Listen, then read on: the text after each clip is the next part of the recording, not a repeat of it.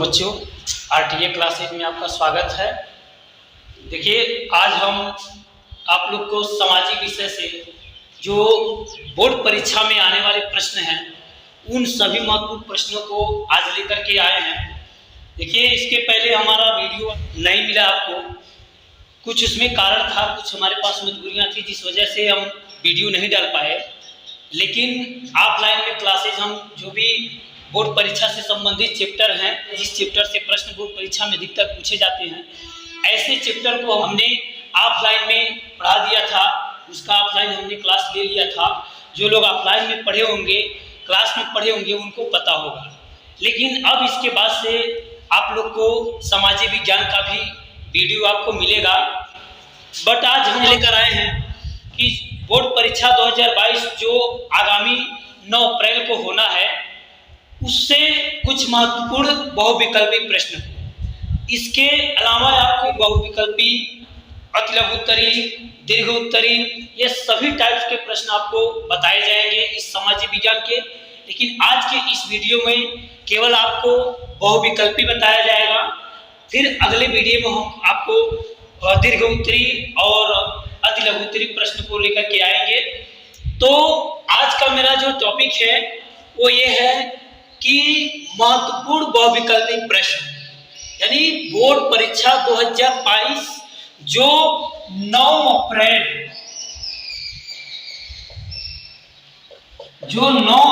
2022 को होना है, उससे संबंधित कुछ महत्वपूर्ण बहुविकल्पी प्रश्न।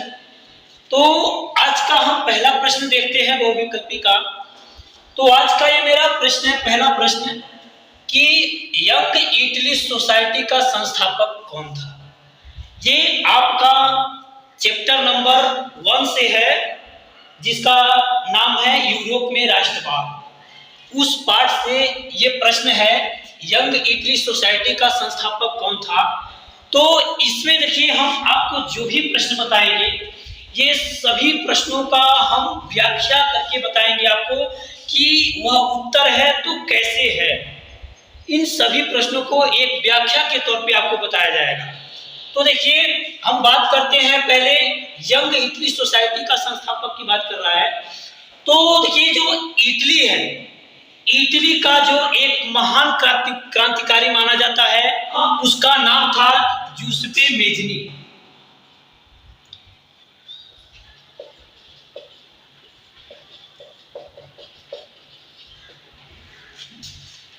ये इटली का क्रांतिकारी था। इसका जो जन्म था वह 1807 ईस्वी में जेनोवा में हुआ था। जेनोवा में हुआ था।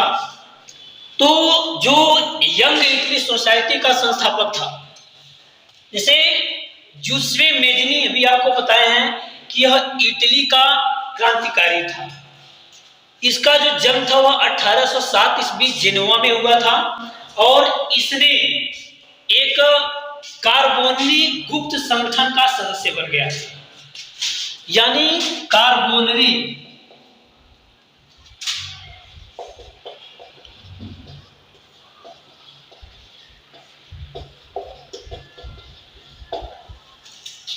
यानी इसका जो जन्म था वह 1807 ईस्वी में जेनोवा में हुआ था और यह कार्बोनरी गुप्त संगठन का सदस्य था। तो क्रांतिकारी की वजह से इसको बहिष्कृत कर दिया गया। और कब कर दिया गया? तो 24 साल की अवस्था में, यानी 24 वर्ष की अवस्था में इसको इस संगठन से क्रांतिकारी होने के नाते इसको बहिष्कृत कर दिया गया। बहिष्कृत करने के बाद इसने खुद अपना एक भूमिगत संगठन बनाया।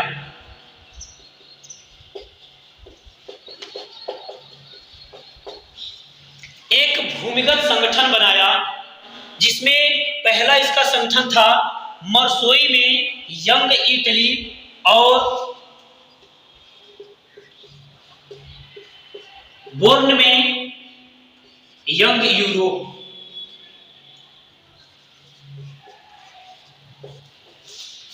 ये दो संगठन बनाया था इसने।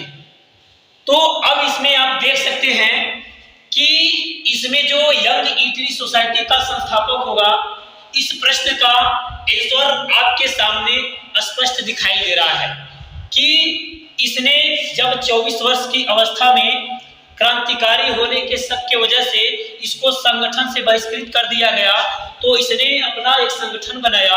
पहला है मर्सोई में यंग इटली और दूसरा बोर्न में यंग यूरोप का।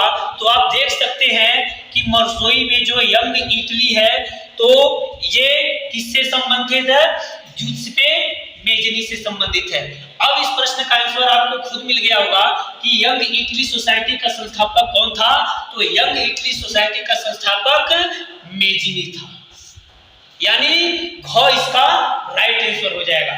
अब चलते हम अगले प्रश्न की तरफ और देखते हैं। देखिए दूसरा प्रश्न है, फ्रांस की क्रांति हुई, यानी फ्रांस की क्रांति कब हुई थी?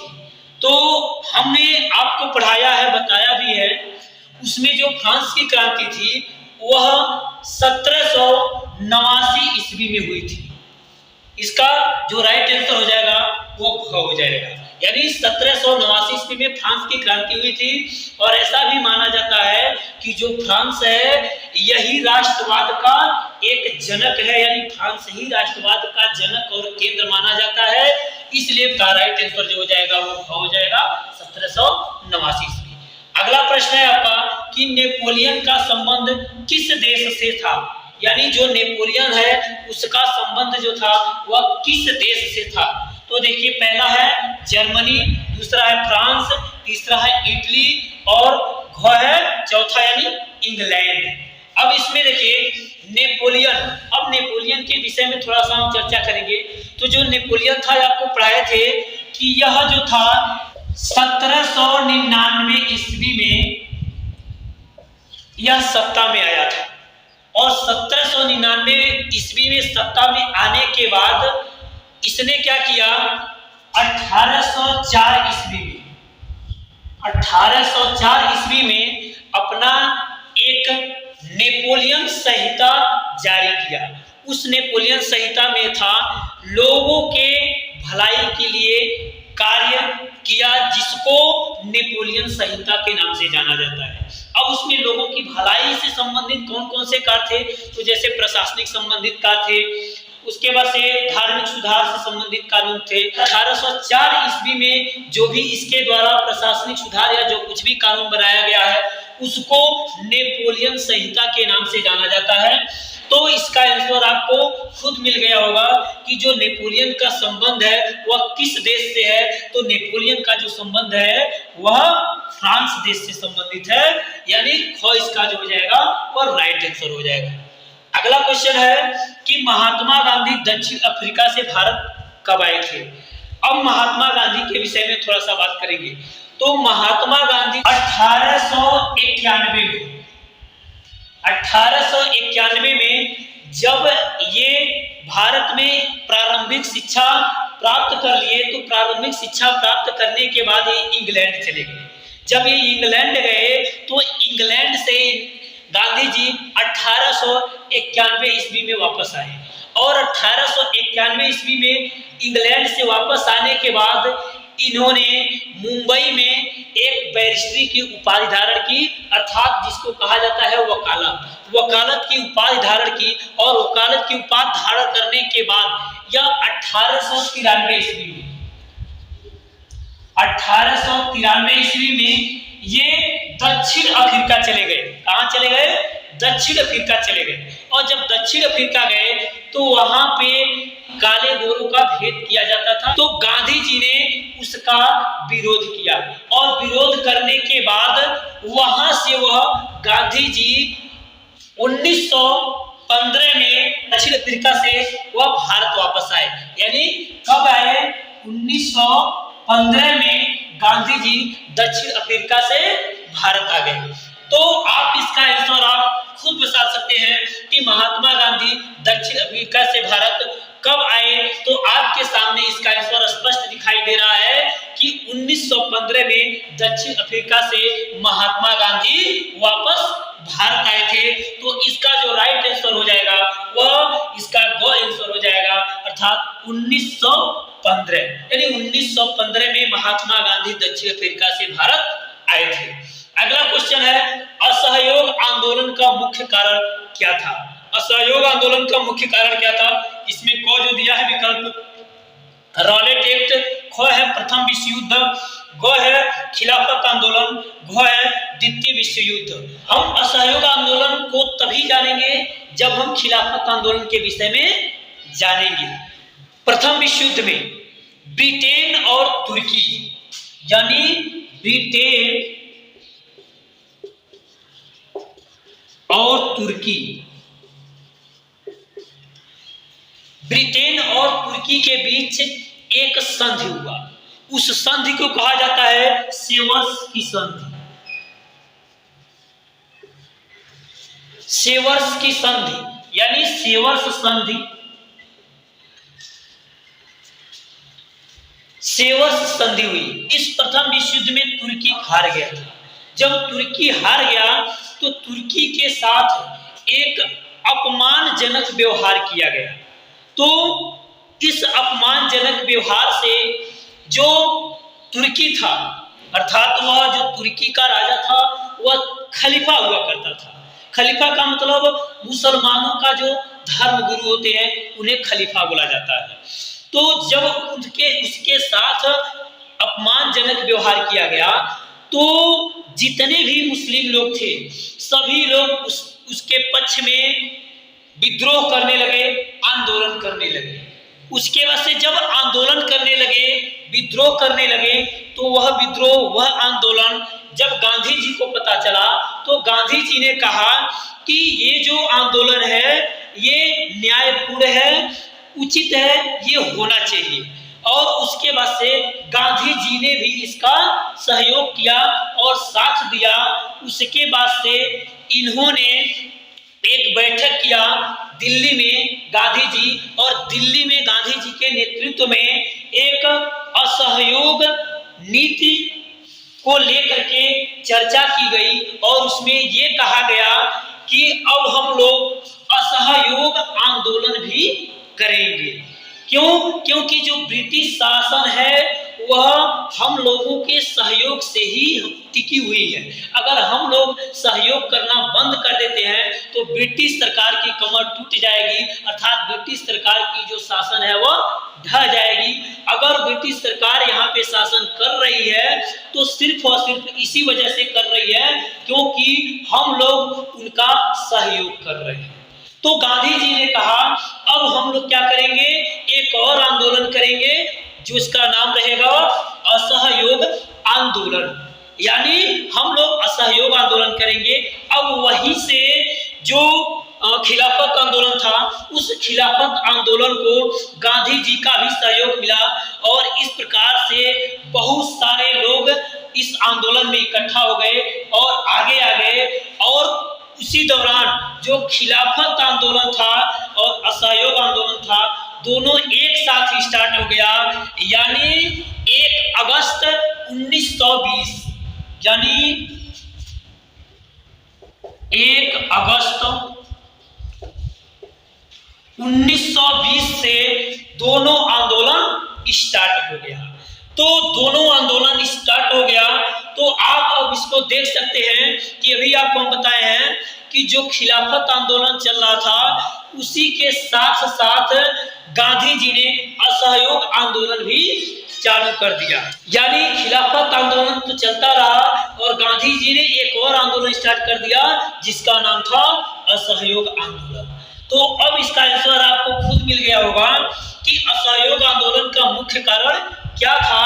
तो इसका मुख्य कारण था खिलाफत आंदोलन। इसका जो सही आंसर होगा वह राइट आंसर हो जाएगा, खिलाफत आंदोलन।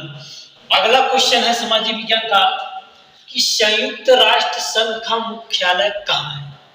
संयुक्त राष्ट्र संघ का मुख्यालय कहाँ है? इसमें क दिया है वाशिंगटन, ख है जेनेवा, ग है न्यूयॉर्क और घ है ऑस्ट्रिया। अब देखिए सबसे पहले हम ये जानेंगे कि संयुक्त राष्ट्र संघ है क्या। तो देखिए संयुक्त राष्ट्र संघ जो है यह एक अंतरराष्ट्रीय संगठन है। इसका जो शॉर्ट नेम होता है यूएनओ। UNO होता है, जिसका फुल फॉर्म होता है यूनाइटेड नेशन ऑर्गेनाइजेशन।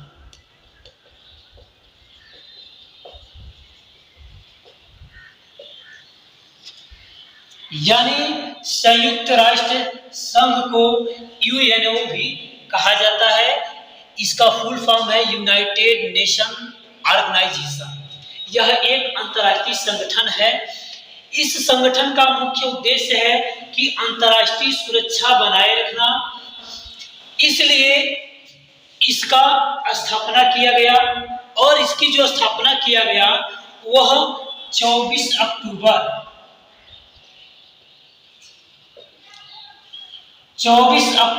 1945 को न्यूयॉर्क में किया गया। ये एक और रीजन है इसका स्थापना करने का कि जब द्वितीय विश्व युद्ध हुआ तो उस द्वितीय विश्व युद्ध में काफी जनधन की हानि हुई थी। उस जनधन की हानि को देखते हुए विश्व स्तर पर शांति व्यवस्था बनाए रखने के लिए इस संयुक्त राष्ट्र संघ की स्थापना किया गया, जिसको अंतर्राष्ट्रीय संगठन भी बोला जाता है। तो इसकी जो स्थापना है वह 24 अक्टूबर 1945 को न्यूयॉर्क में किया गया था। अब इसका जो राइट आंसर हो जाएगा वह हो जाएगा न्यूयॉर्क, जो यानी हमारा घ ऑप्शन सही हो जाएगा न्यूयॉर्क। अगला क्वेश्चन है, जमीन को उपजाऊ बनाकर गेहूं व कपास की खेती हेतु कैनाल कॉलोनी कहां बसाई गई है? तो देखिए ये कह रहा है कि जमीन को उपजाऊ बनाकर और जो गेहूं व कपास है स्पेशल इन दोनों फसलों की खेती करने के लिए एक कैनाल कॉलोनी बसाई गई थी। वह कहां पे बसाई गई है? तो देखिए सबसे पहले हम ये जानेंगे कि कैनाल कॉलोनी क्या होता है। तो देखिए जो अंग्रेज लोग थे, अंग्रेज लोग पंजाब में गेहूं और कपास का उत्पादन बढ़ाने के लिए उस क्षेत्र में कुछ नहरों का निर्माण करवाया और स्पेशल गेहूं और कपास की उत्पादन बढ़ाने के लिए उस क्षेत्र में यानी पंजाब में नहरों का निर्माण करवाया। और उसके बाद से पंजाब के कुछ क्षेत्र के किसानों को ला करके वहां पे बसाया गया। तो जो पंजाब के कुछ क्षेत्रों के किसानों को ला करके जो बसाया गया है उसी एरिया को, उसी क्षेत्र को बोला जाता है कैनाल कॉलोनी। तो अब इससे आपका आंसर स्पष्ट हो गया होगा कि अभी हम आपको जो बताए हैं कि जो कैनाल कॉलोनी अर्थात जो किसानों को ला करके बसाया गया है वह पंजाब में बसाया गया है। तो इसका जो राइट आंसर हो जाएगा वह हो जाएगा हमारा घ सही हो जाएगा, यानी पंजाब में। यानी कैनाल कॉलोनी यानी जमीन को उपजाऊ बनाकर गेहूं और कपास की खेती हेतु कैनाल कॉलोनी कहां बसाई गई है? अगर कभी एग्जाम में आ जाता है आपको, और आना तो 100% ही है, तो इसका जो आंसर होगा वो राइट आंसर हो जाएगा पंजाब में। अगला देखिए, अनुबंध व्यवस्था को और किस नाम से जाना जाता है? देखिए जो अनुबंध एक व्यवस्था होता है इसको और किस नाम से जाना जाता है? ऑप्शन जो है ये क का ऑप्शन है आपसी समझौता, ख है जो नई दास प्रथा, और ग है जो सशस्त्र प्रथा, और घ है गुलामी प्रथा। पहले के समय में ये जो अनुबंध व्यवस्था यहाँ का रहा है, तो ये जो अनुबंध व्यवस्था था यह जो था यह नई दास प्रथा से रिलेटेड था। तो इसलिए हमारा जो सही आंसर हो जाएगा वह ख इज द राइट आंसर हो जाएगा, नई दास प्रथा। अगला देखिए, अगला क्वेश्चन जो है हमारा वो है निम्नलिखित में से एक मिट्टी का प्रकार नहीं है। देखिए कह रहा है कि इसमें से जो ऑप्शन दिया हुआ है इसमें से कौन सा ऐसा ऑप्शन है जो मिट्टी के प्रकार में नहीं आता है? तो देखिए हमने ऑफलाइन क्लासेज में समझौता बताए होंगे कि जो मिट्टी के प्रकार होते हैं वो कितने प्रकार के होते हैं। वैसे आपको बता देते हैं, लैटराइट मिट्टी होती है, पीली मिट्टी होती है, काली मिट्टी होती है, इस तरीके से कई प्रकार की मिट्टियां होती हैं। इस क्वेश्चन पे ध्यान दीजिएगा, आप लोग अक्सर ऐसा गलती करते हैं, क्वेश्चन अगर नहीं में रहता है और आप उसका उल्टा समझ जाते हैं हाँ में, और हाँ समझ के आप आंसर उसका लगा देते हैं, जिसके वजह से आपका वह आंसर गलत हो जाता है।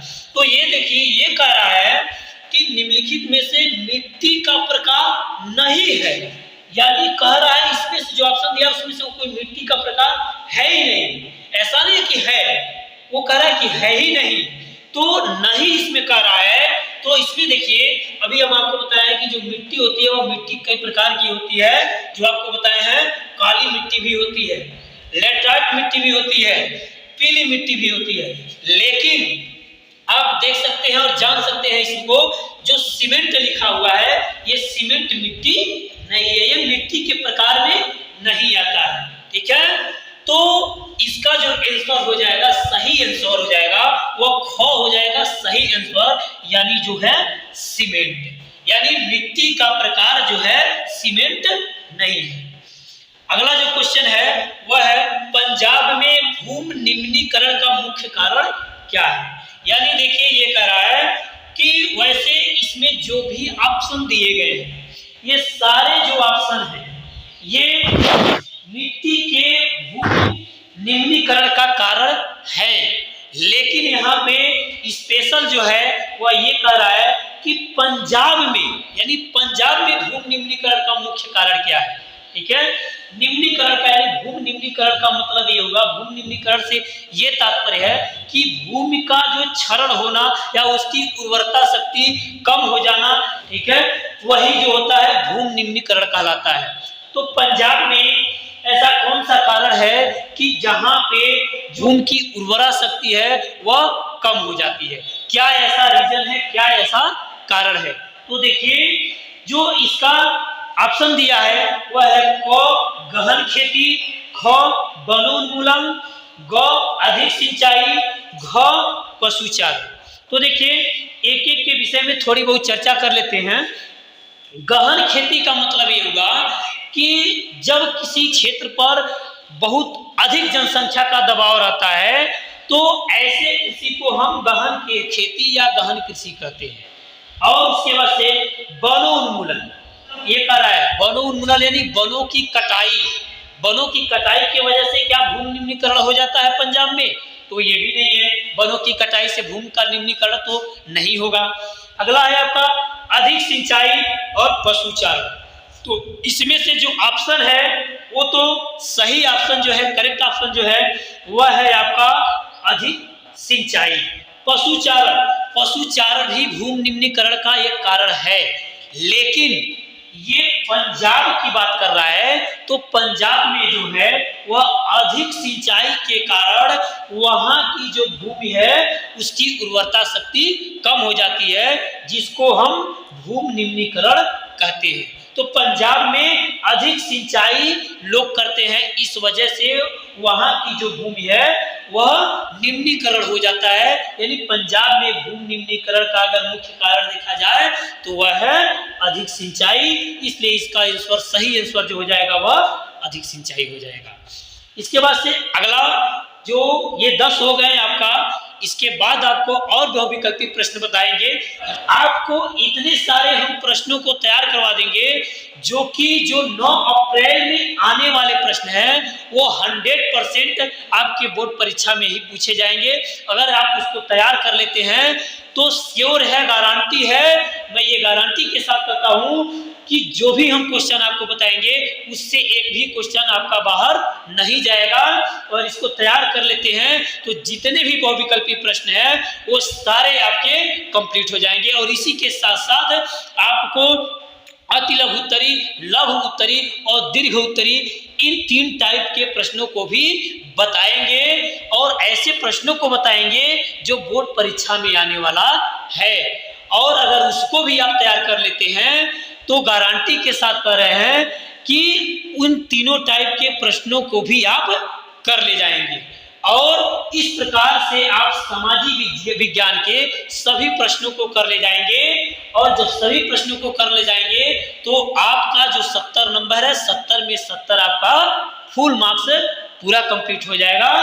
इसलिए देखिए यहाँ पे हम लिखे भी हैं लक्ष्य 9 अप्रैल, यानी जो हम आपको प्रश्न बता रहे हैं वह ये 9 अप्रैल के लिए बहुत ही इंपॉर्टेंट है, बहुत ही महत्वपूर्ण है। और देखिए 100% पास, अगर आप इन सभी प्रश्नों को तैयार कर लेते हैं तो 100% सामाजिक विज्ञान में पास होने से आपको कोई नहीं रोक सकता। ठीक है, तो 10 क्वेश्चन आपको बता दिए, अगला और क्वेश्चन अभी आपको हम बताएंगे तो अगले वीडियो में। धन्यवाद।